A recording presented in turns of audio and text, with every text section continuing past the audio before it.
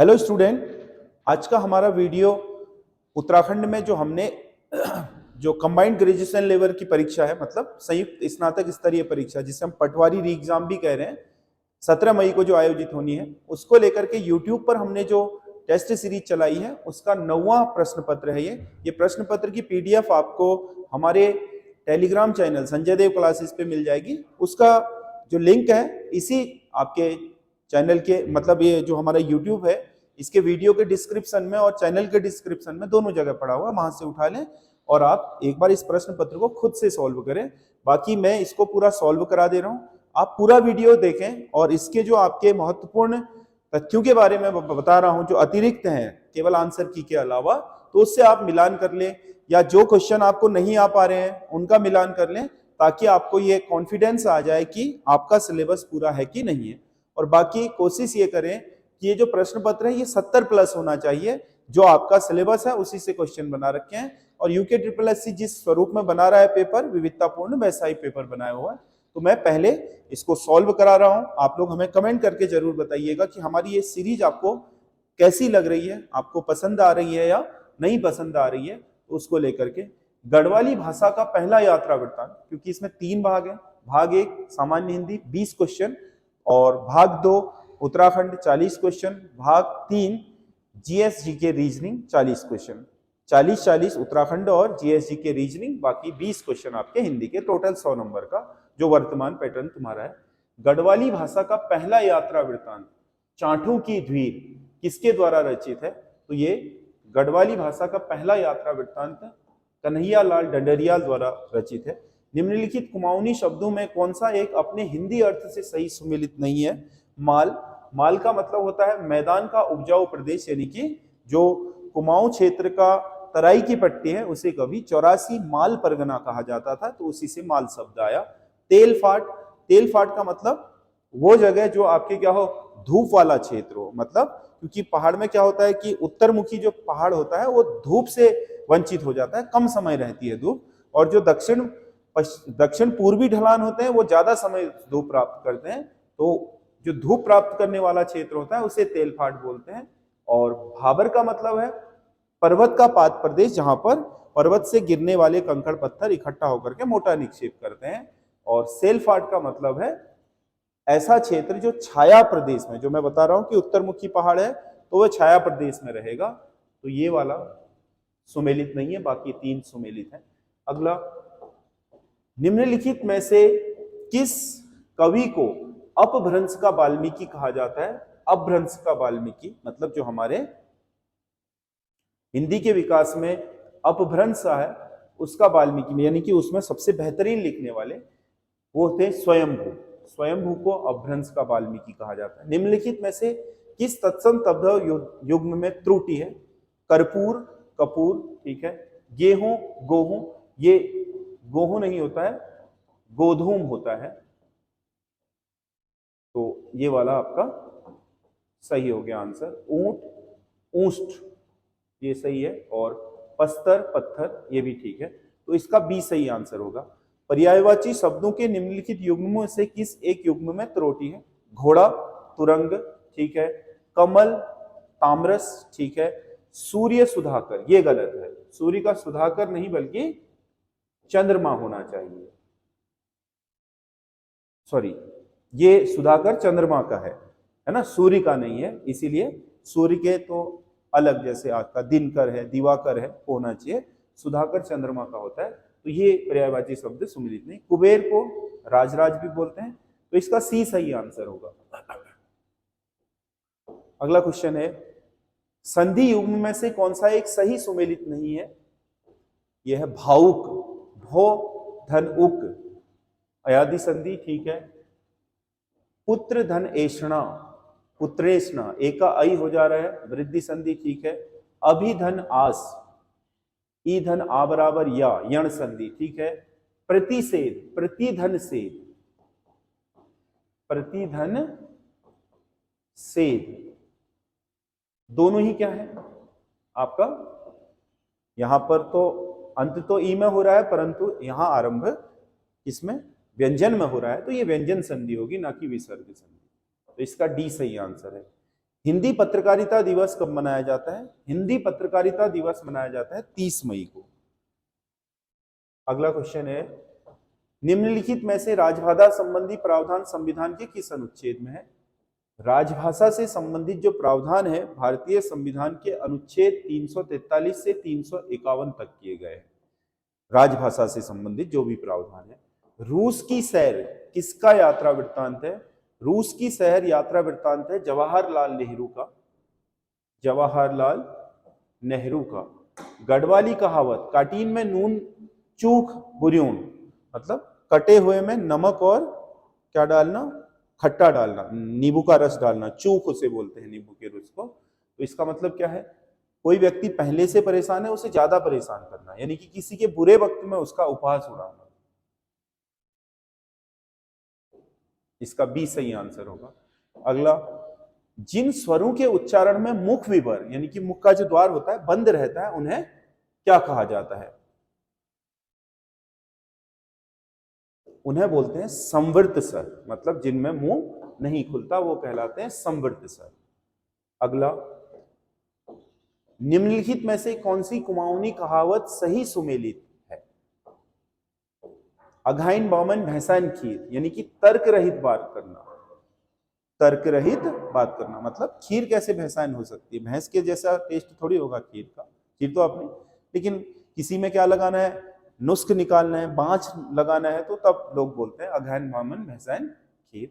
गरीब से ही सबक बोझ, मतलब गरीब की बीवी सबकी भाभी, यानी कि जो कमजोर होता है उसको हर कोई क्या करता है? दबाता है ना। तो समाज में वर्गवादी होना मतलब कमजोर को कमजोर की तरह ट्रीट करना। जू का जू काजू काने में, जू का जू काने में, तो सामने रखी हुई वस्तु का दिखाई न देना, ये भी ठीक है। तो तीनों सही है इसमें। मतलब जू का मतलब जो बैल को जब हम जोतते हैं तो क्या वो आपका दोनों बैलों को बांधने के लिए उनके कंधे में जो लकड़ी का आपका जू डालते हैं, तो जू को ढूंढना और पता चला है कि जू तो कंधे में ही है, चीज पास में रखी हुई है लेकिन हम ढूंढ इधर उधर रहे हैं। तो इसका बी सही होगा, 3 के 3। जयशंकर प्रसाद का निम्नलिखित में से कौन सा उपन्यास अधूरा है? इरावती। जयशंकर प्रसाद इरावती उपन्यास को पूरा नहीं कर पाए थे। अगला, गुणवाचक विशेषण के साथ यदि सा सी का संयोग हो तो उसके बीच किस चिन्ह का प्रयोग किया जाता है? गुणवाचक संज्ञा, जैसे आपने लिखा छोटा घर, आपने कहा उसका छोटा घर है, आपने कहा उसका छोटा सा घर है, छोटा सा घर है। तो अब क्या होगा? छोटा जो गुणवाचक विशेषण है इसके साथ साया आ गया, सा आ गया, तो इसमें यहां पर क्या लगेगा? योजक चिन्ह। क्या लगेगा? योजक चिन्ह। छोटा योजक चिन्ह या डैश सा घर, है ना। ये सीधे नहीं लिखा जाएगा, छोटा सा घर ऐसे नहीं लिखते इसको। छोटा विशेषण लिखा, फिर डैश लगाया, फिर सा लिखा, फिर विशेष यानी कि संज्ञा लिखी, तो इसमें बी होगा। अगला, निम्नलिखित में से कौन सा एक सही सुमेलित नहीं है? यदि इसकी तलाशी लोगे तो घड़ी मिल जाएगी, यदि इसकी तलाशी लोगे तो घड़ी मिल जाएगी, मिश्र वाक्य है ये क्या होना चाहिए? मिश्र वाक्य। तुम बिल्कुल स्वस्थ हो गए हो, सरल वाक्य। वह खाना खाकर सो गया, सरल वाक्य। पैसा साध्य नहीं है किंतु साधन है, पैसा साध्य नहीं है एक वाक्य, पैसा साधन नहीं है दूसरा वाक्य, तो ये संयुक्त है। तो इसका मतलब इसमें ए सही नहीं है क्योंकि ये सरल वाक्य नहीं है बल्कि मिश्र वाक्य है। अगला क्वेश्चन है, निम्नलिखित वाक्यों में कौन सा एक सही सुमेलित नहीं है? फल बेचने वाला व्यक्ति आज बीमार है। फल बेचने वाला व्यक्ति यानी कि इस व्यक्ति का कौन है? एक फल बेचने वाले की क्या है? ये विशेषता है, तो ये विशेषण पदबंध होगा, ठीक है। बड़े भैया कल दिल्ली चले गए, चले गए। बड़े भैया कल दिल्ली गए, चले गए, 3 शब्द हैं, है ना, एक ही पद के लिए काम कर रहे हैं। चलना क्या है? चलना, और गया क्या है? क्रियापद बंध। जो स्त्री आज सुबह आई थी वह बीमार है, जो स्त्री आज सुबह आई थी वह बीमार है। कौन? वह स्त्री, यानी कि वो कौन है? सर्वनाम है, सर्वनाम और उसने सांप को पीट पीट कर मार डाला। उसने सांप को पीट पीट कर मार डाला।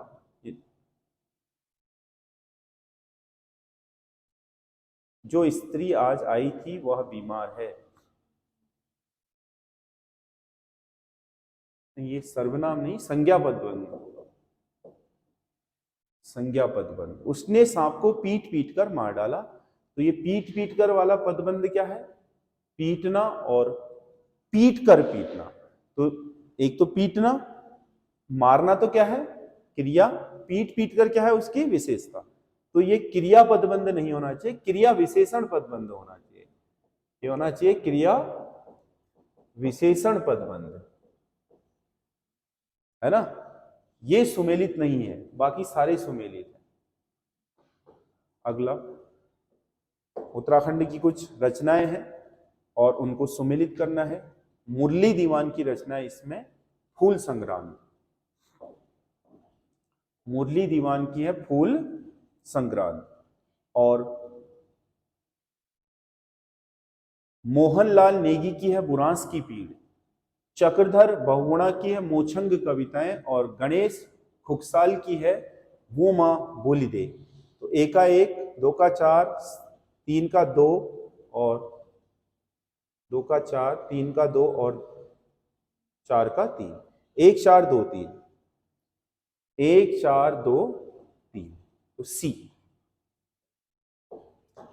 कुमाऊनी मुहावरों में कौन सा एक सही सुमेलित नहीं है? कुमाऊनी मुहावरों में कौन सा एक सही सुमेलित नहीं है? एक खुट में नाचना, पूरी जिम्मेदारी उठाना, बिल्कुल सही है। गधर बगन मतलब क्षणिक होना, मतलब जल्दी से बह जाना। पानी भाव, पानी का बहना। पानी भाव का मतलब बहुत सस्ता। पानी भाव का मतलब बहुत सस्ता, जिसका मूल्य न हो। तो ये सुमेलित नहीं है। कुकरक जन्म हुन मतलब, कुकरक जमन हुन मतलब कुत्ते का जैसा जीवन, निंदनीय जीवन। ये भी सही है। तो सी इसका सही आंसर होगा। अर्धशासकीय पत्र के संदर्भ में कौन सा कथन गलत है? अर्धशासकीय पत्र के संदर्भ में कौन सा कथन गलत है? इसका स्वरूप व्यक्तिगत पत्र के समान होता है। बिल्कुल सही है, व्यक्तिगत पत्र की ही शैली में लिखा जाए। यह अन्य पुरुष शैली में लिखा जाता है। अन्य पुरुष नहीं है, उत्तम पुरुष। व्यक्ति खुद के नाम से लिखता है इसे, किसी दूसरे के नाम से नहीं। उत्तम पुरुष शैली में होता है ये हमेशा। यही कथन गलत है। औपचारिक शब्दों में से आरंभ करने की आवश्यकता नहीं होती, अनौपचारिक भी कर सकते हो। प्रायः समान स्तर के अधिकारी को लिखा जाता है। बिल्कुल सही है, बी सही होगा इसका। अगला, निम्नलिखित पंक्ति में अनुप्रास अलंकार का कौन सा प्रकार होगा? राम भजन जो करत नहीं भव बंधन भवताही। राम भजन जो करत नहीं भव बंधन भवताही। मतलब जहां पंक्ति की पंक्ति पूरी क्या हो जाए, रिपीट हो जाए, वहां लाटा अनुप्रास होता है। वहां कौन सा अनुप्रास है? अनुप्रास का भी लाटा अनुप्रास। तो इसका ए सही होगा। 20 क्वेश्चन हिंदी के हैं, जिसमें सभी जगह से जो सिलेबस है हमने कवर कर रखा है। अब भाग 2 है उत्तराखंड। गाड़ू घड़ा यात्रा राज्य में किस जनपद से संबंधित है? गाड़ू घड़ा वह तिल का तेल जो घड़े में डाल करके टिहरी के राजाओं द्वारा कहां पहुंचाया जाता था? चमोली में बद्रीनाथ मंदिर के कपाट खुलने के दिन उसके दिए के लिए तेल की जो व्यवस्था करने की परंपरा है, तो उसको क्या बोलते हैं? गाड़ू घड़ा कहते हैं। तो ये टिहरी और चमोली। राज्य में भोटिया जनजाति के सामाजिक व्यवस्था के संबंध में कौन सा कथन असत्य है? इसमें पितृसत्तात्मक परिवार का प्रचलन है। भोटिया जनजाति में पितृसत्तात्मक ही है, मतलब परिवार का मुखिया पिता होता है। समाज में स्त्रियों की दशा अत्यंत दयनीय है। नहीं, स्त्रियों की दशा काफी अच्छी है और स्त्रियों को लगभग समान अधिकार हैं पुरुषों के। संपत्ति का विभाजन समाज में पिता के जीवित रहते ही हो जाता है। बिल्कुल सही है। पिता अपने जीते जी अपने बच्चों में अपनी संपत्ति बांट देते हैं। रंग भंग इनके युवा ग्रहों को कहा जाता है। बिल्कुल सही है, जहां बैठ करके ये आपसी विचार विमर्श साझा करते हैं। तो 1, 3 और 4 सही है, 2 सही नहीं है। तो क्या कह रहा है? असत्य कथन केवल 2 है, बाकी सब सत्य है। अगला, पवार राजवंश से संबंधित निम्नलिखित रचनाओं को उनके रचनाकारों से सुमेलित कर कूट से सही विकल्प का चयन कीजिए। सर्व संग्रह शास्त्र, सर्व संग्रह शास्त्र लिखा था सुदर्शन शाह ने। जय विजय नाटक भवानी दत्त का है। मोछंग काव्य चक्रधर बहुगुणा, ये ऊपर भी आया है। नरेंद्र हिंदू लॉ हरिकृष्ण रतुड़ी ने लिखा नरेंद्र शाह के समय, जो कानून की पुस्तक है। तो 1 का 2, 2 का 4, 3 का 1 और 4 का 3, 2 4 1 3, 2 4 1 3, सी इसका सही आंसर होगा। अगला क्वेश्चन है, राज्य लोक सेवा आयोग के अध्यक्ष की नियुक्ति राज्यपाल द्वारा की जाती है। अध्यक्ष की भी, सदस्य की भी, सबकी राज्यपाल ही करता है राज्य के लोक सेवा आयोग में। राज्य लोक सेवा आयोग एक संवैधानिक निकाय है, बिल्कुल सही है। राज्य लोक सेवा आयोग एक संवैधानिक निकाय है और जितने भी संवैधानिक निकाय होंगे राज्य में, उनकी नियुक्ति राज्य के राज्यपाल द्वारा ही की जाती है, इसीलिए यही करता है। तो ए और आर दोनों सही भी हैं और आर ए का सही स्पष्टीकरण भी है। केंद्र में जितने संवैधानिक निकाय होंगे उनके अध्यक्षों की और सदस्यों की नियुक्ति राष्ट्रपति, राज्य में जितने संवैधानिक निकाय होंगे उनमें आपके नियुक्तियां राज्यपाल करेगा। ये कार्यपालिका की शक्तियां हैं राज्यपाल की, तो इसमें ए सही है। अगला, अब दूरी नहीं बनेगी बाधा, सुरक्षित मातृत्व हमारा वादा अभियान गर्भवती महिलाओं को निःशुल्क हेलीकॉप्टर किस जनपद से शुरू किया गया? निःशुल्क हेलीकॉप्टर सेवा गर्भवती महिलाओं के लिए आपका रुद्रप्रयाग जिले से शुरू की गई है ये सेवा।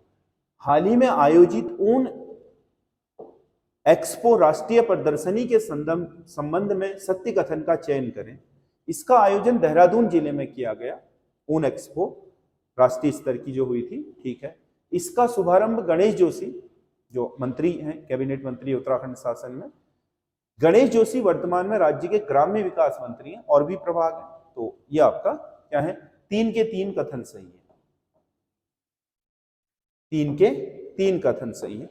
उत्तराखंड सरकार ने हाल ही में किस राजकीय नर्सिंग कॉलेज का नाम बदलकर अंकिता भंडारी के नाम पर रख दिया है? अंकिता भंडारी जो आपको पता है रेप और मर्डर का शिकार हुई थी, है ना, उसके नाम पर राजकीय नर्सिंग कॉलेज डोग पौड़ी वाले का नाम अब अंकिता भंडारी नर्सिंग कॉलेज हो गया है।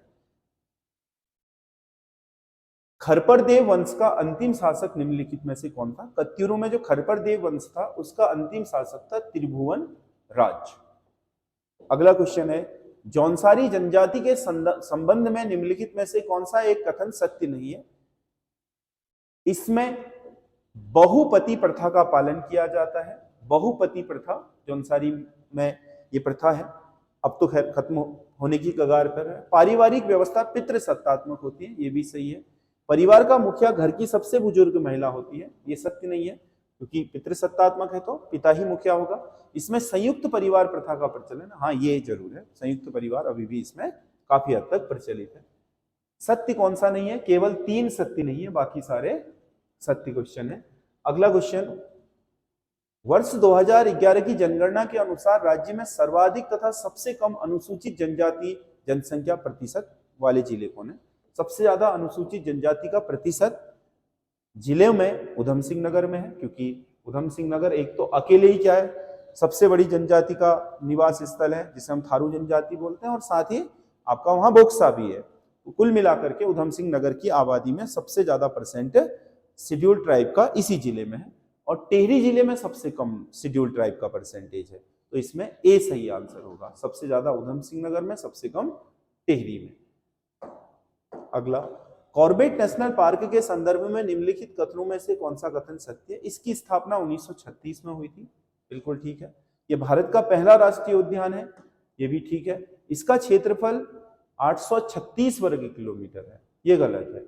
520 के राउंड फिगर में 520.87 या कुछ ऐसा है, 520 ही है लेकिन राउंड फिगर, तो 3 सही है, इसका 3 गलत है, बाकी ये सही है। इसका पूर्ववर्ती नाम हैली नेशनल पार्क था, शुरू में तो हैली ही था, है ना, फिर इसके बाद रामगंगा नेशनल पार्क हुआ, फिर उसके बाद जिम कॉर्बेट नेशनल पार्क हुआ। तो इसमें सही कथन 1, 2 और 4 है, 3 सही नहीं है, तो इसका बी सही आंसर होगा। अगला, निम्नलिखित कथनों पर विचार कीजिए। रोलेट एक्ट 1919 में पास हो जाने पर कुमाऊं कमिश्नरी में कुमाऊं परिषद के नेतृत्व में रोलेट एक्ट का विरोध किया, बिल्कुल सही है। कुमाऊं में कुमाऊं परिषद ने ही इसका विरोध किया था। इस एक्ट के विरोध में हल्द्वानी के चोरगलिया नामक स्थान पर उत्तेजक भाषण हुए थे। पहली जनसभा यहीं पर हुई थी। 6 अप्रैल 1919 में रोलेट एक्ट के विरोध में काशीपुर में एक सभा का आयोजन किया गया।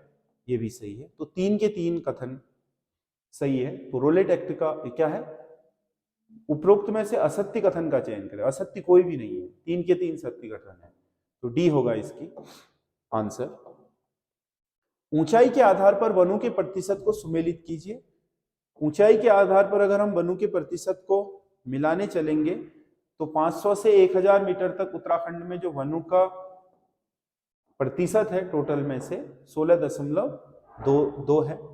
2000 से 3000 में सबसे ज्यादा वन है, तो ये 23.60 होगा। और 3000 से 4000 में कम हो जाता है बुग्यालों में, तो ये होगा। और 4000 से ऊपर तो ना के बराबर है, क्योंकि वो टुंड्रा तुल्य प्रदेश है, वहां पर बर्फ ढके रहते हैं हमेशा। तो 1 का 2, 2 का 4, 3 का 1 और 4 का 3, 2 4 1 3, 2 4 1 3। इसका सही आंसर होगा 2 4 1 3, यानी कि सी इसका सही आंसर है। जमींदारी उन्मूलन और भूमि सुधार अधिनियम उत्तराखंड में निम्नलिखित में से किस वर्ष लागू हुआ? ये अभी उत्तराखंड में 2021 में लागू किया गया जमींदारी उन्मूलन और भूमि सुधार अधिनियम। पट्टी नामक प्रशासनिक इकाई का सृजन किस चंद शासक ने किया था, जिसे हम पटवारी क्षेत्र या पट्टी बोलते हैं? इसे सृजित करने वाले पहले राजा थे बाज बहादुर चंद। अगला, निम्नलिखित में से कौन सा एक संस्थान अपने स्थान से सही सुमेलित नहीं है? तो इसमें जड़ी बूटी शोध संस्थान गोपेश्वर, ठीक है। औषधि एवं सुगंधित पुष्प संस्थान, ये आपका पंतनगर, श्रीनगर में भी है, पंतनगर में भी, ठीक है। रासायन विभाग एवं वनस्पति विभाग कुमाऊं, नैनीताल यूनिवर्सिटी में है, ठीक है। रासायन विभाग एवं वनस्पति विभाग गढ़वाल, ये देहरादून में नहीं है, ये श्रीनगर में है। ये गलत हो गया है, इसका डी सही आंसर होगा। 2011 की जनगणना के अनुसार राज्य में महिला साक्षरता के आधार पर निम्नलिखित जिलों का सही अवरोही क्रम क्या होगा? यानी कि अवरोही क्रम महिला साक्षरता, तो इसमें सबसे कम तो उधम सिंह नगर की है, लगभग अगर राउंड फिगर में देखें तो पिथौरागढ़ की 32%, 72 के करीब है, रुद्रप्रयाग की 70 के करीब है, और उधम सिंह नगर की महिला साक्षरता है 64 के करीब। तो यही सही क्रम होगा इसका, अवरोही क्रम, यानी कि ऊपर से कम की तरफ। तो बी सही आंसर है इसका, इन 3 जिलों में अगर बात करें तो। अगला क्वेश्चन है, निम्नलिखित में से कौन सा एक सही सुमेलित है? राज्य का सबसे बड़ा कैक्टस पार्क, राज्य का सबसे बड़ा कैक्टस पार्क लगा है देहरादून में, तो गलत हो गया। राज्य का सबसे पहला फर्न संरक्षण केंद्र मुंशियारी, ये भी गलत हो गया। फर्न संरक्षण रानीखेत में बनाया गया है। राज्य का प्रथम मगरमच्छ पार्क उधम सिंह नगर किच्छा के समीप बनाया जा रहा है, ये बिल्कुल सही है। और भारत का प्रथम लाइकेन पार्क, ये रानीखेत में नहीं, ये मुंशियारी में, लाइकेन पार्क मुंशियारी में, तो ये भी गलत है, न कि रानीखेत में। तो इसका सी सही होगा, बाकी 3 सुमेलित नहीं है, केवल सी सुमेलित है।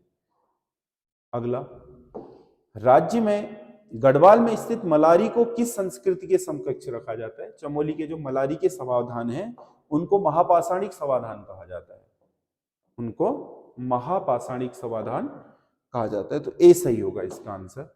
अगला, सूची 1 को सूची 2 के साथ सुमेलित करना, इसमें भी कुछ व्यक्तित्व दिए हैं और उनकी विशेषताएं दी हैं। तो इसमें मनीष पंत को मेडिसन मैन कहा जाता है, माधव आशीष अंग्रेज संत है ना, और जसपाल राणा गोल्डन बॉय, ठीक है। देवाधामी छोलिया मैन ऑफ उत्तराखंड। तो 1 2 3 4 ही है इसका, 1 का 1, 2 का 2, 3 का 3, 4 का 4।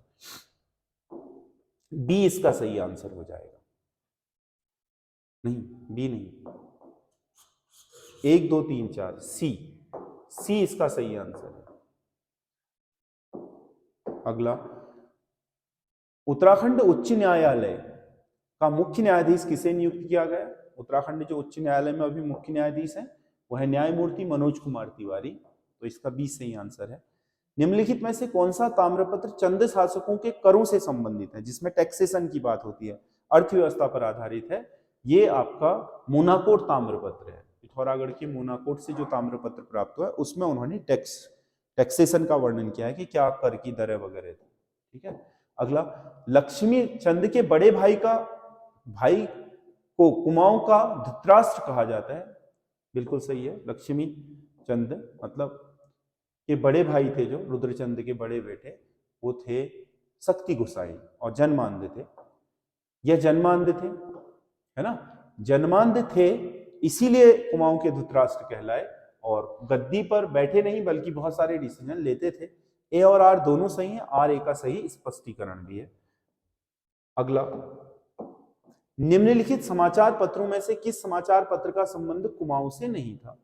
इसमें पुरुवासी, ये उत्तरकाशी से छपता है,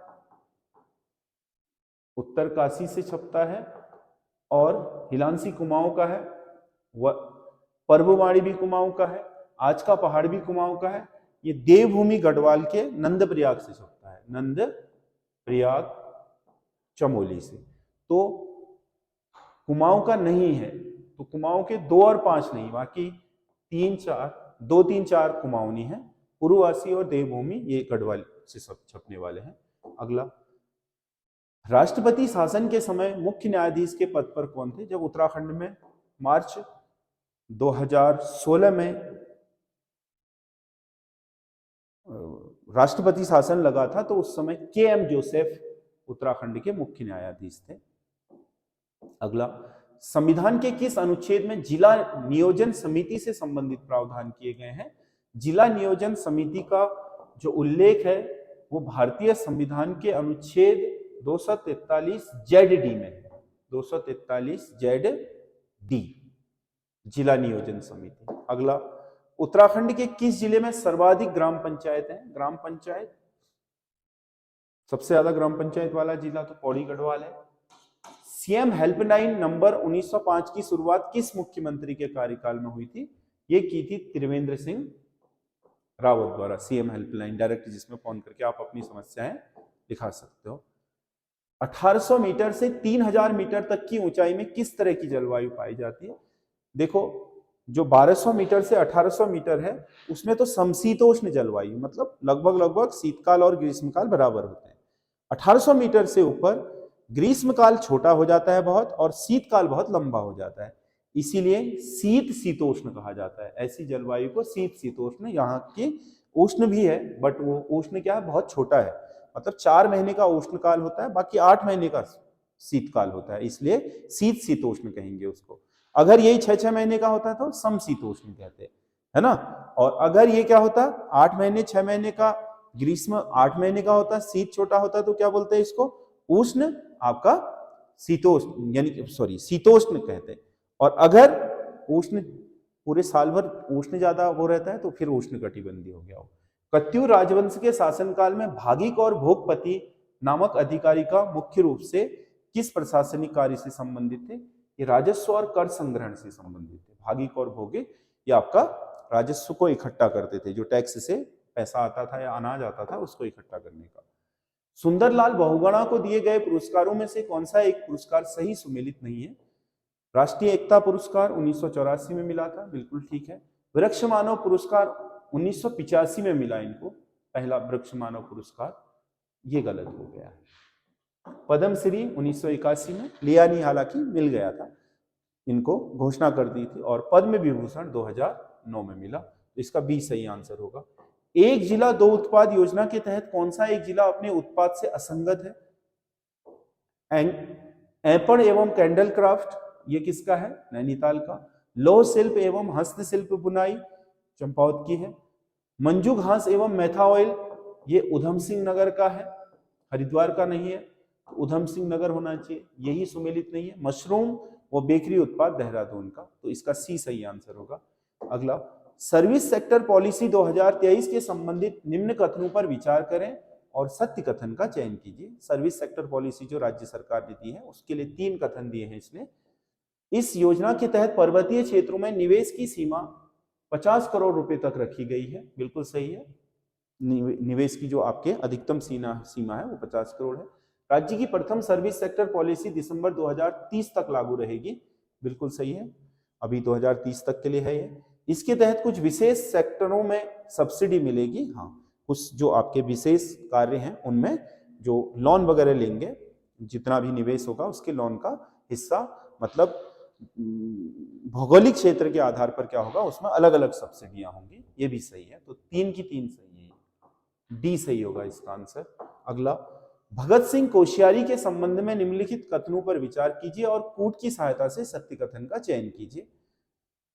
भगत सिंह कोश्यारी, वर्ष 2026 में इन्हें पद्म भूषण से सम्मानित किया गया, बिल्कुल सही, इस साल के पद्म भूषण प्राप्त करता ये भी है उत्तराखंड के। ये उत्तराखंड अंतरिम सरकार में मुख्यमंत्री बनने वाले दूसरे व्यक्ति थे, बिल्कुल, अंतरिम सरकार में 2 मुख्यमंत्री हुए, नित्यानंद स्वामी और भगत सिंह कोश्यारी। इनका जन्म 17 जून 1942 को बागेश्वर जिले के चेताबगढ़ नामक गांव में हुआ था, ये भी ठीक है। 3 के 3 सही है भगत सिंह कोश्यारी के संबंध में। अगला, निम्न कथनों में से सही कथन चुने। मानवोदय काव्य की रचना प्रदीप शाह के शासनकाल में हुई थी, नहीं, ये गलत है। मानवोदय काव्य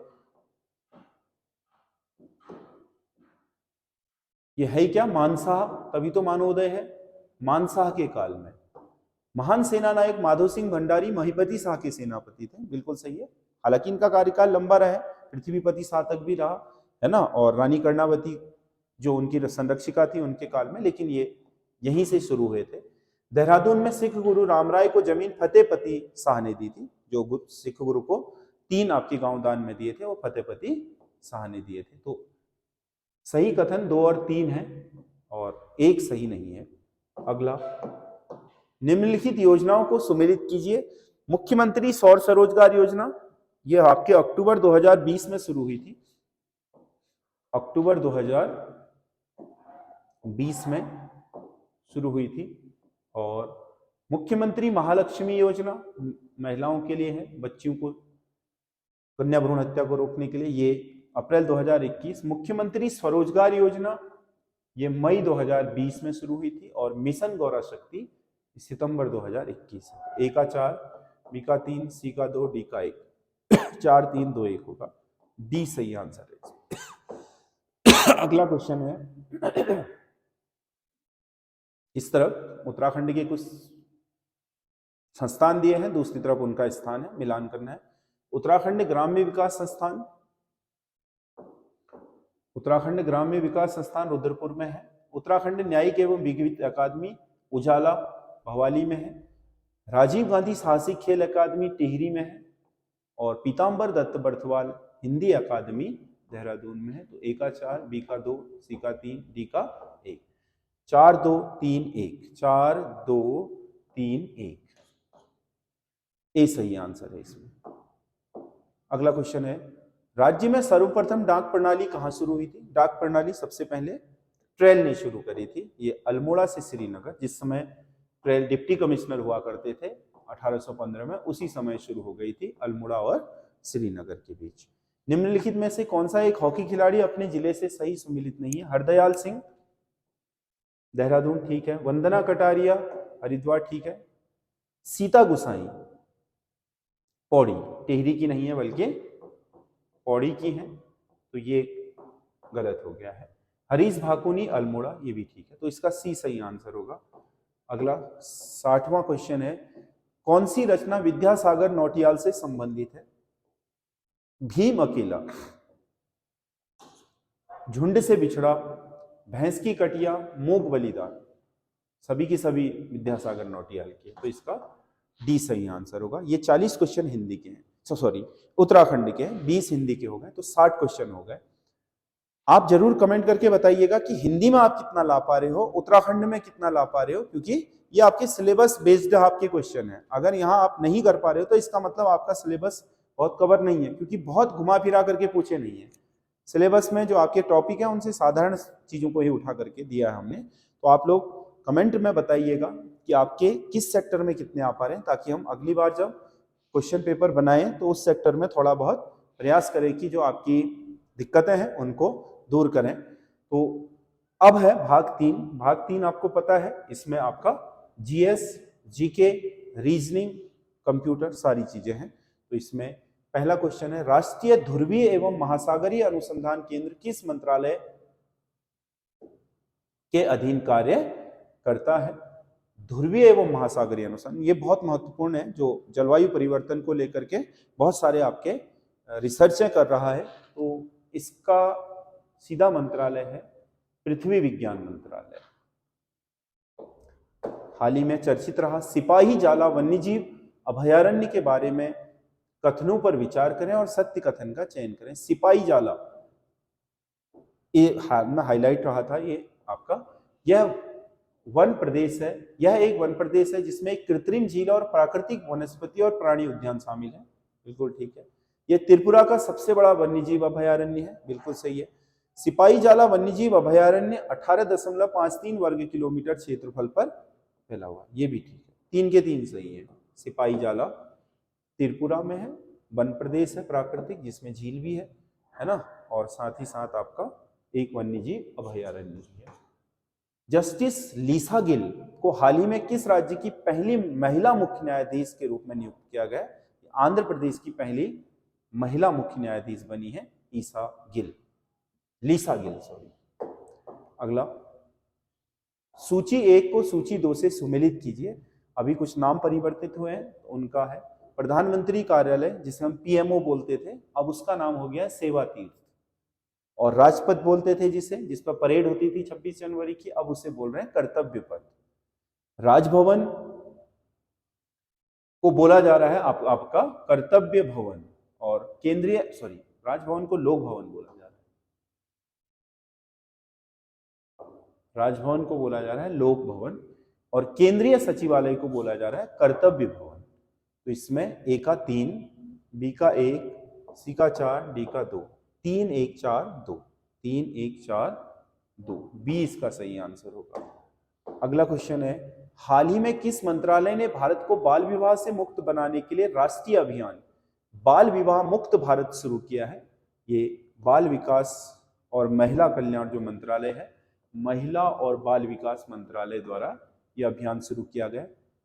कंप्यूटर से संबंधित निम्नलिखित में से कौन सा कथन असत्य है? विश्व का पहला गणक यंत्र अबेकस था। बिल्कुल सही है। पहला गणना करने वाले यंत्र को अबेकस ही कहा गया था। कंप्यूटर जो मशीनी था वो तो एनियाक था। पहले वाला जो था वो आपके इलेक्ट्रिक उस पर आधारित नहीं था, लेकिन गणना होती थी उससे, उसे अबेकस बोलते थे। 1946 में आधुनिक कंप्यूटर की खोज हुई जिसे एनियाक नाम दिया गया। कंप्यूटर साक्षरता दिवस 1 सितंबर को मनाया जाता है, नहीं, कंप्यूटर साक्षरता दिवस 2 दिसंबर को मनाया जाता है, 2 दिसंबर को। यह असत्य कथन है। पहली उच्च स्तरीय भाषा फोर्ट्रॉन का आविष्कार जॉन बेकस ने किया था, ये भी ठीक है। तो सी इसका सही आंसर होगा। अगला क्वेश्चन है, कथन 1, वर्चुअल मेमोरी का उपयोग करने से कंप्यूटर की रैम की वास्तविक क्षमता से अधिक बड़ा प्रोग्राम चलाया जा सकता है। जैसे 2 GB का कोई प्रोग्राम है, रैम की क्षमता क्या है? 1.5 GB है। अगर वर्चुअल मेमोरी का यूज करें तो हम उससे ज्यादा कैपेसिटी के साथ उस प्रोग्राम को चला सकते हैं वर्चुअल मेमोरी, क्योंकि वर्चुअल मेमोरी डेटा को मुख्य मेमोरी और सेकेंडरी स्टोरेज के बीच पेजिंग के माध्यम से स्थानांतरित करती रहती है। तो इससे क्या होता है कि हमें अपनी क्षमता से ज्यादा स्पेस मिल जाता है। तो ये ए और आर दोनों सही हैं, और आर ए का सही स्पष्टीकरण भी है। तो इसका ए सही आंसर होगा। इसका ए सही आंसर होगा। वर्चुअल मेमोरी डेटा को मुख्य मेमोरी और सेकेंडरी स्टोरेज के बीच पेजिंग के माध्यम से स्थानांतरित करती है। इसलिए क्या होता है, वो जो रैम होती है अपनी आवश्यकता से ज्यादा क्षमता उपयोग करता रहती है वर्चुअल मेमोरी के कारण। नीचे दी गई शॉर्टकट कीज में से कौन सी सही सुमेलित है? शॉर्टकट की जिनका हम उपयोग करते हैं, इसमें प्रिंट से पहले डॉक्यूमेंट के स्वरूप देखने के लिए स्पेशल फंक्शन की F12, ठीक है। पूर्व में सुरक्षित डॉक्यूमेंट खोलना, Ctrl+ओपन, है ना। पूर्व में दिए गए आदेश को रद्द करना यानी कि खत्म करना, Ctrl+Z, ठीक है। 3 के 3 सही है। अगला, भारत में पहली कंप्यूटर नीति की घोषणा कब की गई थी? भारत की पहली कंप्यूटर नीति आई थी 1984 में। 1984 में। नीचे दिए गए तथ्य जिनका ध्यानपूर्वक अध्ययन कर कूट की सहायता से असत्य विकल्प का चयन कीजिए। तो इसमें प्रिंटर की आउटपुट क्वालिटी को डॉट पर स्क्वायर इंच में मापा जाता है, बिल्कुल सही है, डॉट पर स्क्वायर इंच। उसी के आधार पर हम उसके पिक्सलों की गणना करते हैं, और पिक्सल ही क्या है, उसका वास्तविक आधार है कि एक इंच में, एक पर स्क्वायर इंच में कितने डॉट होंगे, जितने अधिक डॉट होंगे उसके पिक्सल उतने ही ज्यादा होंगे, उसे फैलाने पर वो फटेगा नहीं, यही इसका आधार है। डेबिट कार्ड में अंकित अंकों की संख्या 14 होती है। डेबिट कार्ड में जो अंक होते हैं वो 16 नंबर के होते हैं, उसमें मैग्नेटिक प्लेट पर जो अंक लिखे रहते हैं वो। पेटीएम के संस्थापक विजय शेखर शर्मा है, ये भी सही है। तो असत्य विकल्प केवल 2 है, बाकी 1 और 3 सत्य विकल्प है। अगला, अंग्रेजों ने बाल गंगाधर तिलक को भारतीय अशांति का जन्मदाता कहा। अंग्रेजों ने क्या, विशेषकर वैलेंटाइन सिरोल ने अपनी पुस्तक लिखी इंडियन एंड्रेस्ट, उसमें उन्होंने तिलक को क्या कहा, भारतीय अशांति का जनक, बिल्कुल सही है, अंग्रेजों ने ही कहा था ये। बाल गंगाधर तिलक प्रथम राष्ट्रवादी व्यक्ति थे जिन्होंने स्वतंत्रता को अपना जन्म सिद्ध अधिकार कहा, यह भी सही है। दोनों सही है पर स्पष्टीकरण नहीं है, ए और आर दोनों सही हैं पर आर ए का स्पष्टीकरण नहीं है। बाल गंगाधर तिलक भारतीय अशांति के जनक थे, इसलिए नहीं कि उन्होंने ये कहा था, बल्कि उन्होंने एक लड़ाई लड़ी थी इसके पीछे, इस वजह से अशांति का जनक, क्योंकि इन्होंने ही जो केसरी और मराठा में बयान दिए थे, उसके कारण भारत में हिंसाएं होनी शुरू हुई थी। जो भारत में पहली राजनीतिक हत्या हुई थी 1897 में, चापेकर बंधु ने पुणे के प्लेग कमिश्नरों की हत्या की थी, तो उसके पीछे कहीं ना कहीं इनके बयान थे जो केसरी और मराठा में छपे थे, उसके कारण भारतीय अशांति का जनक कहा गया था। प्राचीन भारत के इतिहास के संदर्भ में निम्नलिखित कथनों में से कौन सा असत्य है। प्राचीन काल में प्राकृत भाषा देश भर में संपर्क की भाषा होती थी, बिल्कुल सही है, प्राकृत भाषा आम बोलचाल और संपर्क की भाषा थी। प्राचीन काल में 2 महाकाव्य रामायण और महाभारत की रचना मूलतः संस्कृत में हुई, ये भी बिल्कुल सही है। सम्राट अशोक के शिलालेख केवल प्राकृत भाषा और ब्राह्मी लिपि में लिखे गए, ये गलत है, वो खरोष्टी और अरमाइक लिपि में भी लिखे गए हैं। हमारे देश का नाम इंडिया अरबी और फारसी भाषाओं में हिंद नाम से विदित हुआ है, बिल्कुल सही है। हिंद से ही क्या, जो अरबी लोग थे या हिब्रू लोग थे वो हिंद को सिंध उच्चारित करते थे, सॉरी सिंध को, सौ को ह उच्चारित करते हैं, तो सिंध को उन्होंने हिंद कहा, यानी कि इंडस से भी, इंडिया भी इंडस से ही बना है, और जो हमारा क्या है हिंद है वो भी सिंध से ही बना है, तो ये भी सही है। तो इसका सही आंसर होगा सी। अगला क्वेश्चन है, व्यापार और वाणिज्य के विकास के लिए शेरशाह द्वारा निम्नलिखित में से कौन से कदम उठाए गए थे। व्यापार और वाणिज्य के लिए, व्यापारियों के लिए यात्रा को सुरक्षित करना, है ना, ये बिल्कुल सही है। दिल्ली और वारंगल के बीच उच्च मार्ग का निर्माण करना, दिल्ली से वारंगल के लिए नहीं कराया था, इसने बहुत सारे मार्ग बनवाए व्यापार को, ग्रांड ट्रंक सड़क जैसे 4 मुख्य मार्ग थे, पर दिल्ली से वारंगल कोई नहीं था, सॉरी हाँ, दिल्ली से वारंगल कोई नहीं था। आंतरिक करों को समाप्त कर दिया तथा आयात और विक्रय पर ही कर लगाया, ये भी सही है।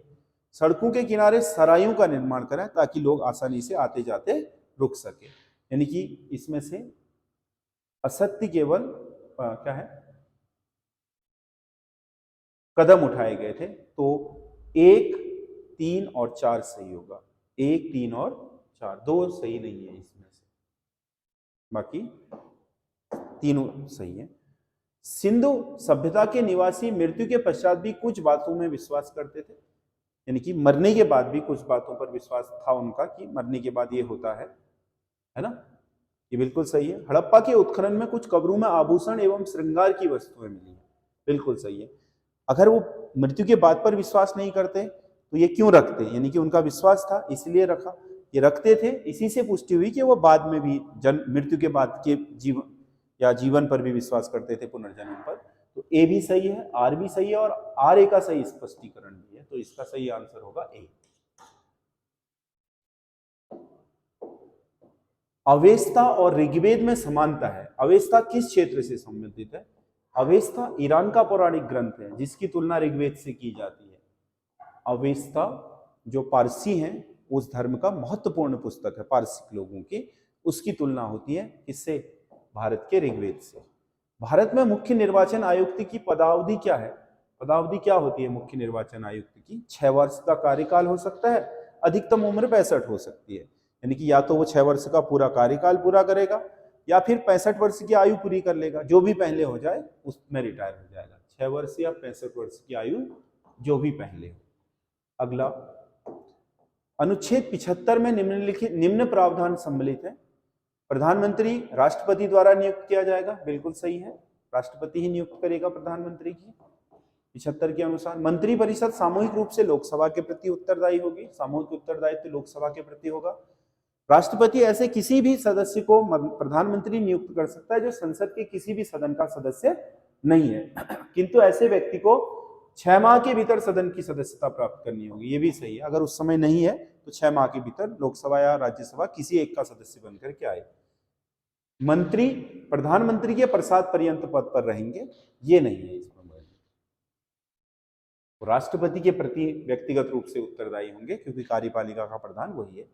तो 1, 2 और 3 सही है, 1, 2 और 3 सही है, 4 सही नहीं है। अगला, रेगुलेटिंग एक्ट 1773 के संदर्भ में कौन सा कथन सही है?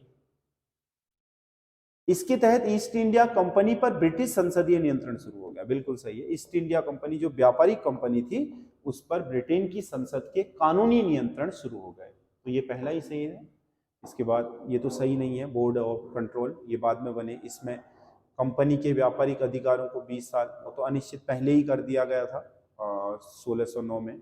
इसने गवर्नर जनरल को देसी राजाओं से संधि करने का अधिकार दिया, ये भी सही, ए सही है केवल। अगला,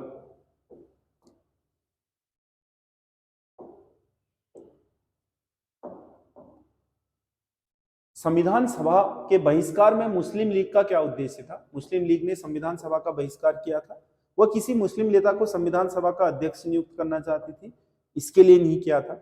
वह संविधान सभा का गठन अपनी इच्छा अनुसार करना चाहती थी, ये भी सही नहीं है। वह मुसलमानों के लिए अलग संविधान का निर्माण करना चाहती थी, बिल्कुल सही है। वो अलग देश चाह रहे थे ना पाकिस्तान, 1940 के बाद तो उन्होंने पूरे अलग देश बनाने के लिए ही हर हरकत की, तो सी ही इसका सही आंसर है। अगला, रेगुलेटिंग एक्ट 1773 ने भारत में कंपनी के शासन के लिए पहला लिखित संविधान प्रस्तुत किया, बिल्कुल सही है। रेगुलेटिंग एक्ट ने ही पहली बार लिखित रूप से भारत के लिए कानून व्यवस्था बनाई जो ईस्ट इंडिया कंपनी संचालित करेगी। इस अधिनियम ने बंगाल के गवर्नर को गवर्नर जनरल बना दिया, वो तब तक गवर्नर कहलाता था बंगाल का, अब वो गवर्नर जनरल कहलाया बंगाल का, ये भी ठीक है। वॉरेन हेस्टिंग्स पहले गवर्नर था, फिर वो बंगाल का गवर्नर जनरल बन गया, दोनों सही है, पर दूसरा पहले का स्पष्टीकरण नहीं है। ए और आर दोनों सही है, पर आर ए का सही स्पष्टीकरण नहीं है। अगला, औद्योगिक उत्पादन सूचकांक में कितने क्षेत्र शामिल है? जो हमारे यहाँ आजकल मुद्रास्फीति मापने के लिए प्रयोग किए जा रहे हैं विभिन्न आपके सूचकांक है, उनमें औद्योगिक उत्पादन सूचकांक है, इसमें 8 क्षेत्र के औद्योगिक आपके उत्पादों को शामिल किया जाता है, तो इसका सी सही आंसर होगा। अगला क्वेश्चन है, निम्नलिखित में से किसे अर्थव्यवस्था के प्राथमिक क्षेत्र के रूप में वर्गीकृत किया जाता है? प्राथमिक क्षेत्र में आपका क्या आएगा? मत्स्य पालन, ये भी कृषि से संबंधित, वानिकी और खनन, ये सब उसी से। शिक्षा और व्यापार, शिक्षा और व्यापार तृतीय क्षेत्र में आएंगे, सेवा क्षेत्र में। 1, 3 और 4 आएंगे इसमें प्राथमिक क्षेत्र में। अगला क्वेश्चन है, नीचे दिए गए विकल्पों में से किस एक विकल्प में लॉरेंज वक्र संबंधित है? लॉरेंज वक्र का उपयोग होता है समाज में जो असमानता है उसे दर्शाने के लिए,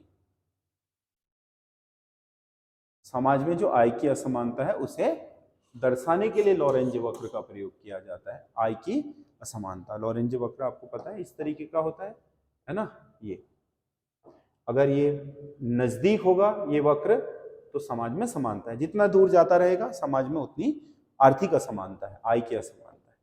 अगला, निम्नलिखित में से कौन सा एक समाजवादी अर्थव्यवस्था की विशेषता नहीं है? समाजवादी अर्थव्यवस्था में सामूहिक स्वामित्व होता है, सामूहिक स्वामित्व होता है बिल्कुल, उसमें निजी क्षेत्र भी होते हैं और सरकारी। कोई प्रतियोगिता नहीं होती, प्रतियोगिता इसमें जो सामूहिक क्षेत्र है उनके बीच कोई ऐसी स्पर्धा नहीं होती। अधिकतम सामाजिक कल्याण, मतलब लोगों का अधिक से अधिक हित हो, इसीलिए सामाजिक व्यवस्था है कि भाई सरकारी अस्पताल भी चल रहे हैं, प्राइवेट भी चल रहे हैं, है ना। और अहस्तक्षेप, ये इसकी विशेषता बिल्कुल है है ना, ये तो नहीं है, समझ रहे हो, कौन सी एक सामाजिक विशेषता नहीं है, हस्तक्षेप नहीं है, हस्तक्षेप करती है सरकार हर चीज में, इसीलिए ये क्या है, विशेषता है, बाकी ये 3 विशेषता नहीं है। अगला, व्यवस्था की विशेषता नहीं है, हस्तक्षेप विशेषता नहीं है, बाकी सब विशेषताएं हैं, उल्टा बोल दिया मैं। अगला, निम्नलिखित बैंकों को उनके स्थापना वर्ष से सुमेलित कीजिए।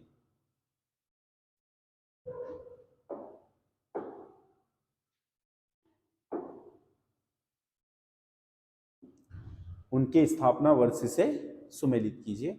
भारतीय रिजर्व बैंक आपको पता है 1935 में स्थापित हुआ था, राष्ट्रीयकरण 1949 में हुआ। आयात निर्यात बैंक जिसे एक्सिम बैंक कहा जाता है 1982 में। भारतीय स्टेट बैंक 1955 में। स्टेट बैंक कब? 1955 में।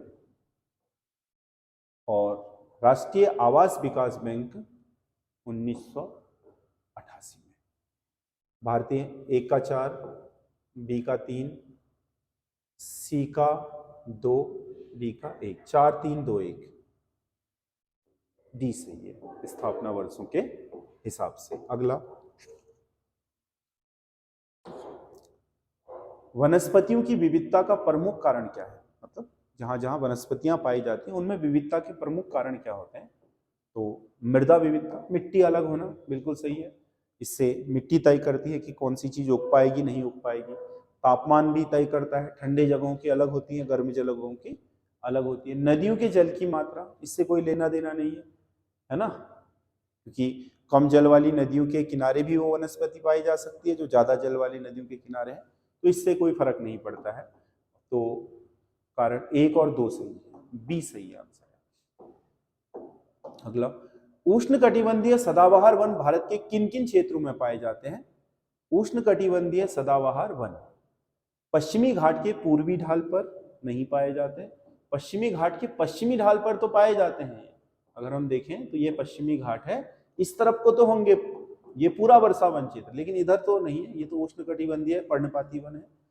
अरावली पर्वत श्रृंखला पर, अरावली में तो है ही नहीं, ये तो सब उष्णकटिबंधीय पर्णपाती है।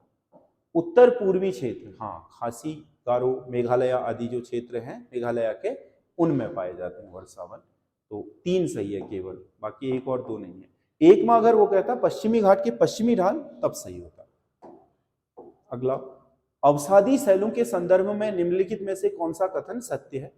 ये शैलें अपेक्षाकृत कठोर होती है, अवसादी शैल अपेक्षाकृत कठोर होती है, कौन सा कथन सत्य है? कह रहा है शैलें अपेक्षाकृत कम कठोर होती हैं, यानी कि नर्म होती हैं, है ना, परतों में होती हैं और बिखरी हुई होती हैं। इन शैलों में जीवाश्म होने की कोई संभावना नहीं, सबसे ज्यादा जीवाश्म इसी में होता है, कोयला, पेट्रोलियम, जीवाश्म सबसे ज्यादा इसी में पाए जाएंगे। तो ये अवसादी शैलों का निर्माण विभिन्न प्रकार के शैल अवसादों से, अवसाद होते रहे, बहते रहे, इकट्ठा हुए, फिर दूसरी परत चढ़ी, फिर तीसरी परत चढ़ी, इसीलिए अवसादी शैलों को परतदार चट्टान भी कहा जाता है। ये भी सही है। 1 और 3 तो सही है, 2 सही नहीं है। 1 और 3 सही है, 2 सही नहीं है। अगला, निम्न में ऊंचाई के अनुसार घटते क्रम में सही क्रम क्या होगा? Godwin Austen, Kanchenjunga, mountain Everest. Mount Everest सबसे ऊंचा होगा, K2 उसके बाद है, कंचनजंगा उसके बाद है, तो सी घटते हुए क्रम में माउंट एवरेस्ट, गॉडविन ऑस्टिन और कंचनजंगा, गॉडविन ऑस्टिन या K2 बोलते हैं जिसे। अगला, भूमध्य रेखा के पास के क्षेत्रों में साल भर दोपहर के बाद संवहनीय वर्षा होती है, 12 बजे 2 बजे तक खूब धूप होती है, बाष्पोत्सर्जन होता है और उसके बाद बारिश होती है मूसलाधार, है ना। संवहनीय वर्षा भूमध्य रेखीय क्षेत्रों में ही होती है, तो बिल्कुल सही है ये। अत्यधिक तापमान के कारण हवा गर्म होकर ऊपर उठती है और ठंडी होकर संघनित हो जाती है, जिससे गरज के साथ वर्षा होती है, बिल्कुल सही है। दोपहर तक धूप गिरती है, गर्मी के कारण वाष्पोत्सर्जन होता है, वाष्प ऊपर चढ़ती है, ऊपर चलते हुए सामान्य तापह्रास के नियम के कारण ठंडी पड़ती है, संघनित होकर के मूसलाधार गर्जना के साथ बारिश करती है, तो ये सही है। ये कारण है, ये आपका कथन है, इस कथन की पुष्टि ये कारण करता है, तो ए और आर दोनों सही है, आर ए का सही स्पष्टीकरण भी है। अब आई रीजनिंग 90। एक व्यक्ति का मुख दक्षिण दिशा की ओर है, कोई व्यक्ति है ना, उसका मुख कहाँ की ओर है, ये दक्षिण की ओर, दक्षिण ऐसे ही होता है ना। वह घड़ी की सुई की विपरीत दिशा में, घड़ी की सुई ऐसे चलती है, ऐसे, ये विपरीत दिशा में 135 डिग्री घूमता है। यहां से अगर हम इतना घूमे तो 90 डिग्री हो गया, इतना घूमे तो 180, अगर इतना 90 और 90 करते हैं 45, तो ये बन गया 135 डिग्री का कोण। तो वो अब इधर की ओर देख रहा है। उसके बाद वह घड़ी की सुई की दिशा में, यानी कि ऐसे, कितना घूमा, 180, यानी कि इसको सीधी लाइन में काट दूं आपको, 360 का होता है, ये 180 का होगा। अब उसका मुंह इस दिशा में है, देखो उसका मुंह किस दिशा में होगा, तो ये अगर दक्षिण है, ये पश्चिम है, तो ये दिशा होगी दक्षिण पश्चिम, तो उसका मुंह दक्षिण पश्चिम दिशा में है, तो इसका डी सही आंसर होगा। अगला, विषम अक्षर युग्म का चयन कीजिए, तो इसमें विषम क्या होगा, F E F M N, एक एक का गैप है, ए बी पी क्यू एक एक का गैप है, यानी कि ये साथ आते हैं, ये साथ आते हैं, ये साथ आते हैं, ये साथ आते हैं, आर एस टी यू ये दोनों साथ आते हैं, एम एन एक्स वाई ये साथ आते हैं, तो इनमें तो सब में समानता है। लेकिन क्या है कि आर एस टी यू ये चार के चार एक साथ आते हैं, इनमें से ये दो जोड़े, ये जोड़े से बहुत दूर है, ये जोड़े से बहुत दूर है, ये जोड़े से बहुत दूर, ये जोड़ा इस जोड़े के साथ ही है, Q R S T U चार के चार साथ आ रहे हैं ना, जबकि एम एन और एक्स वाई के बीच की दूरी ज्यादा है, तो इसका सही आंसर सी होगा। अगला, 10 लड़के एक कतार में एक ही दिशा में मुंह करके खड़े हैं, ये कतार है, इसमें 10 लड़के हैं, 1 2 3 4 5 6 7 8 9 10, सबका एक तरफ को मुंह है, ऐसे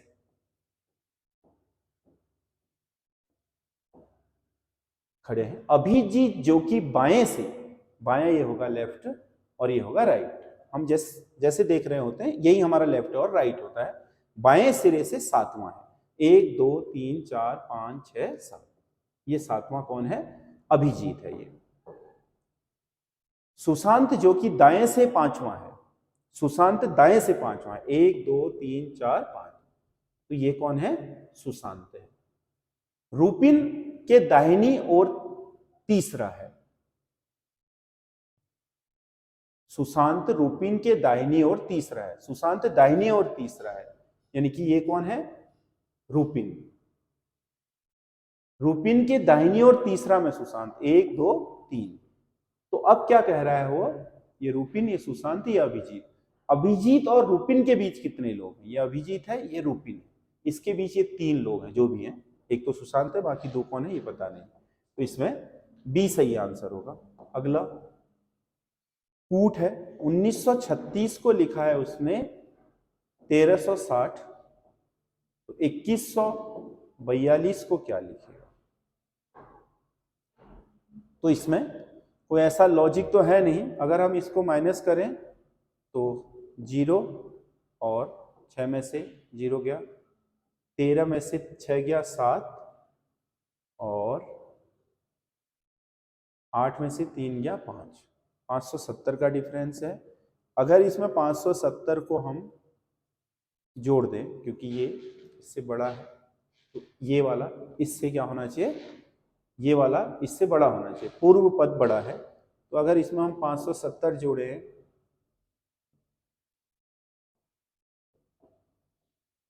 तो ये आएगा 2 7 4 11,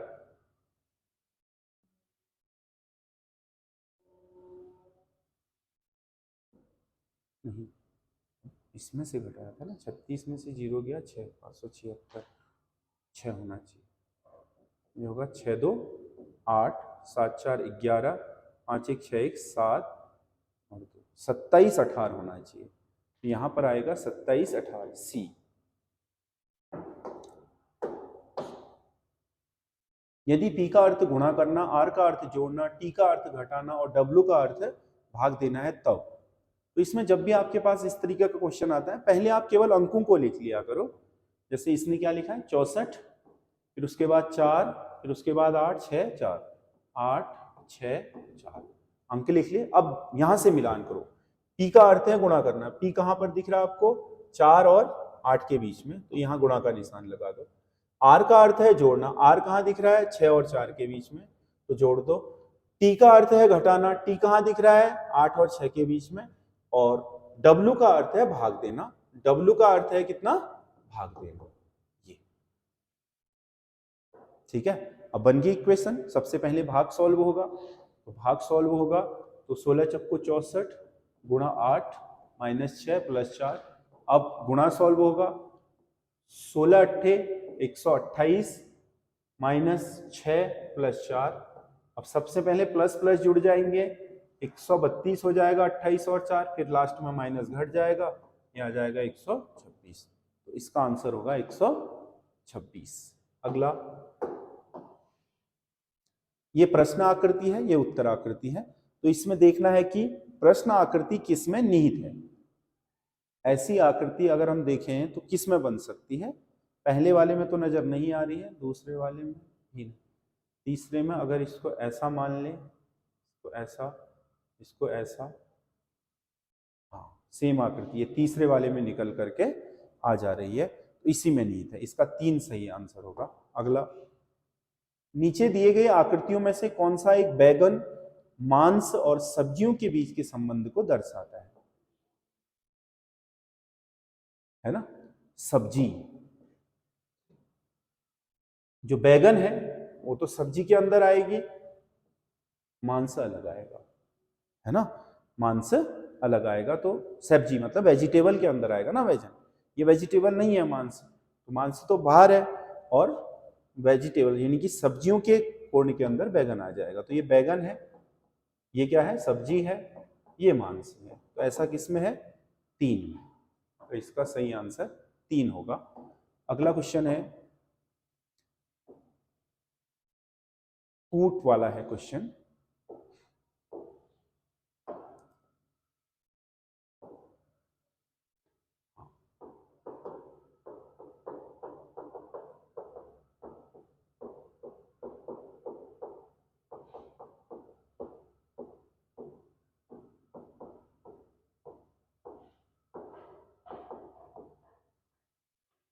डी को ई लिख रहा है, और ए को डी लिख रहा है, एन को एस लिख रहा है, जी को एच लिख रहा है, ई को एच लिख रहा है, आर को डब्ल्यू लिख रहा है। यानी कि डी को ई लिख रहा है तो +1 है, ए को डी लिख रहा है तो +3 है, एन को एस लिख रहा है 1 2, एन को एस लिख रहा है 1 2 3 4 5, +5 है। फिर जी को एच लिख रहा है +1 है। फिर ई को एच लिख रहा है, ई को एच +3 है, और फिर आर को डब्ल्यू लिख रहा है 1 2 3 4 5, +5। तो ये क्या बना? +1 +3 +5 +1 +3 +5। तो एस का +1 क्या हो जाएगा? एस का +1 टी, टी का +3 1 2 3 एस, ई का +5 1 2 3 4 5 जे, और ई का +1 एफ, डी का +3 1 2 3 जी, और y का +5 बनेगा 1 2 3 4 5 जी। ये बनेगा TSJ, TSJ FGD, यानी कि 20 का सही आंसर है। 4 व्यक्ति, आप 4 व्यक्ति कैरम खेल रहे हैं। कैरम कैसा होता है? चौखट होता है, 1 2 ऐसे बैठे होंगे 4 के 4, बैठ खेल रहे हैं। ए सी के बाईं ओर ठीक बगल में है, ए सी के बाईं ओर, ये सी है तो ये बाईं ओर हुआ, यहाँ ए है ठीक बगल में, तो बगल में ही होगा। और डी बी के दाईं ओर बैठा है। कौन? डी बी के दाईं ओर, यानी कि यहां बी होगा तभी डी यहां आ सकता है, बगल में बैठा है। कौन सा कथन ए की सही स्थिति? डी के सामने है ए नहीं, सी के सामने है ए नहीं, बी के सामने होगा ए, यानी कि सी इसका सही आंसर है। ए किसके सामने होगा? बी के सामने। ये ए बी और सामने, डी और सी सामने होंगे। असंगत अक्षर समूह का चयन कीजिए। H F D x H को F लिख रहा है -2, F को D लिख रहा है -2, फिर क्या ले D को क्या लिख रहा है Z -4, -2 -4, Z को X -2। अब क्या है C को A -2, A को Y -2, Y को W -2, W को U -2, इसमें सब में -2 है। O में -2 -2 -2 अच्छा इन सब में -2 है, इसमें एक जगह पर -2 की जगह -4 है, इसीलिए ये असंगत है। तो ये 100 क्वेश्चन है जो आपके यूके ट्रिपल एससी के वर्तमान पैटर्न पर हैं। तो आप लोग हमें कमेंट करिए और हमारे साथ जुड़े रहिए, हम लगातार आपके लिए इसी तरीके के प्रैक्टिस सेट लाते रहेंगे। बाकी जो नए आपके दर्शक हैं वो चैनल को सब्सक्राइब कर ले। इस चैनल में आपको नीचे की तरफ को स्क्रॉल करोगे तो 8 पेपर आपके वहीं पर सॉल्व मिल जाएंगे, क्योंकि लगातार नीचे को यही पेपर हमने देखे हैं। तो जैसे ही आप चैनल में जाओगे तो उसमें नीचे को जो वीडियो दिखेंगे इसके पहले के, वो वीडियो आपके पिछले पेपरों के, जो 8 पेपर हम डाल चुके हैं। तो आप लोग हमारे चैनल के साथ जुड़े रहिए और सब्सक्राइब कीजिए चैनल को, ताकि आपको जो आपका स्टडी मटेरियल है वो आप आसानी से प्राप्त कर सकें। धन्यवाद।